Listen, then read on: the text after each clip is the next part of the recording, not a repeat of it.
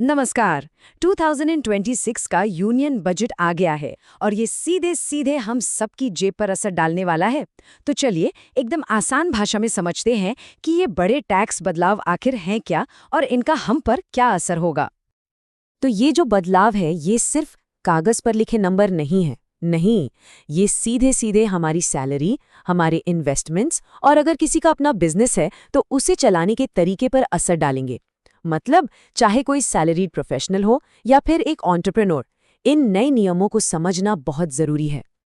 तो आज हम क्या क्या देखने वाले हैं।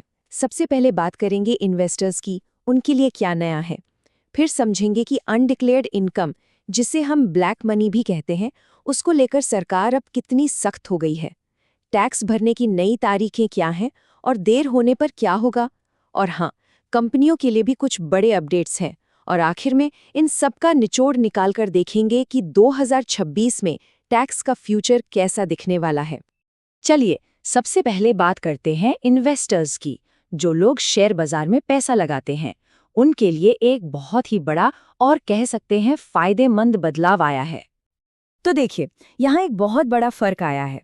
पहले क्या होता था, जब कोई कंपनी अपने ही शेयर वापस खरीदती थी, जिसे बायबैक कहते हैं, तो उससे हुए मुनाफे को डिविडेंड माना जाता था। अब उसे कैपिटल गेन माना जाएगा। अब सवाल ये है कि इससे फर्क क्या पड़ता है। अरे बहुत बड़ा फर्क पड़ता है। आसान भाषा में कैपिटल गेन पर टैक्स की दर अक्सर डिविडेंड से कम होती है। सीधा सीधा मतलब ये हुआ कि इन्वेस्टर्स के हाथ में अब ज्यादा पैसा आएगा। चलिए अब आते हैं एक बहुत ही सीरियस टॉपिक पर। वो है अनडिक्लेयर्ड इनकम, यानी कि ब्लैक मनी। और मैं बता दूं, इस मामले में सरकार अब पहले से कहीं ज्यादा सख्त हो गई है। हालांकि सरकार एक मौका जरूर दे रही है। अगर कोई अपनी छिपाई हुई इनकम को खुद सामने आकर डिक्लेयर कर देता है तो उस पर अब करीब करीब 39% का टैक्स लगेगा। ये जो रेट है ये पहले के पनेटिव रेट से काफी कम है, तो इसे एक तरह से क्लीन स्लेट पाने का एक मौका समझ सकते हैं। लेकिन असली सवाल तो ये है कि अगर ये इनकम खुद डिक्लेयर नहीं की और टैक्स अधिकारियों ने पकड़ ली, तब क्या होगा। और अगर पकड़े गए तो फिर नतीजा बहुत गंभीर है।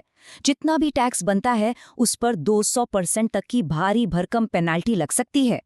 तो संदेश बिल्कुल साफ है, इनकम छिपाने का रिस्क अब बहुत बहुत ज्यादा बढ़ गया है। अच्छा, अब बात करते हैं टैक्स फाइलिंग के प्रोसेस की। यहाँ भी कुछ जरूरी बदलाव हुए हैं जिन्हें जानना हर टैक्स पेयर के लिए बहुत जरूरी है, खासतौर पर नई तारीखों और सख्त हुए नियमों को लेकर। तो देखिए, टैक्स फाइल करने की तारीखें अब पहले से भी ज्यादा इंपॉर्टेंट हो गई हैं। जो लोग सैलरीड हैं उनके लिए डेडलाइन है 31 जुलाई। जिनका अपना बिजनेस है लेकिन ऑडिट की जरूरत नहीं, उनके लिए 31 अगस्त। मेरी सलाह है कि इन तारीखों को अपने कैलेंडर में अभी से मार्क कर लें, क्योंकि अब देर होने पर सख्ती बहुत बढ़ गई है। और मान लीजिए डेडलाइन मिस हो गई तो क्या? तो सबसे पहले तो आपको लेट फाइलिंग फीस देनी होगी। लेट रिटर्न भरने की जो आखिरी तारीख है वो 31 दिसंबर है। लेकिन अगर उसके बाद भी कोई बदलाव करना पड़ा तो उस पर एडिशनल सरकारी फीस लगेगी। मतलब जितनी ज्यादा देर उतना बड़ा नुकसान। और बिजनेसेस के लिए एक और बात, अगर ऑडिट रिपोर्ट देर से जमा की तो जुर्माना 1.5 लाख रुपए तक जा सकता है। इससे साफ पता चलता है कि सरकार कंप्लायंस को लेकर कितनी ज्यादा सीरियस है।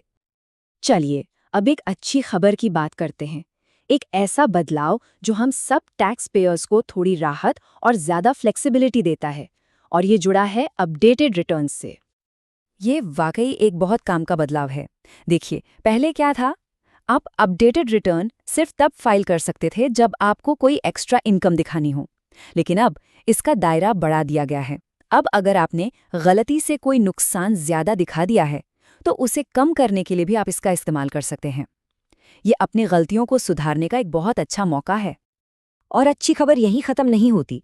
अब अपडेटेड रिटर्न फाइल करने के लिए हमारे पास पूरे 4 साल का वक्त होगा। ये एक बहुत बड़ी राहत है। लेकिन हाँ, एक बात का ध्यान रखना जरूरी है। अगर आपको टैक्स डिपार्टमेंट से कोई नोटिस आ गया और उसके बाद आप इसे फाइल करते हैं तो फिर आपको एडिशनल टैक्स देना पड़ सकता है। अब थोड़ा कॉर्पोरेट टैक्स की तरफ चलते हैं। खास तौर पर उन कंपनियों की बात करते हैं जो मिनिमम ऑल्टरनेट टैक्स यानी मैट के दायरे में आती हैं। उनके लिए भी एक बहुत ज़रूरी अपडेट है। देखिए, पुरानी टैक्स रेजिम में क्या होता था कि कंपनियां अपना मैट क्रेडिट आगे कैरी फॉरवर्ड नहीं कर पाती थीं। लेकिन नई व्यवस्था में अब उन्हें इसका कुछ हद तक इस्तेमाल करने की इजाज़त है, जिसे सेट ऑफ कहते हैं।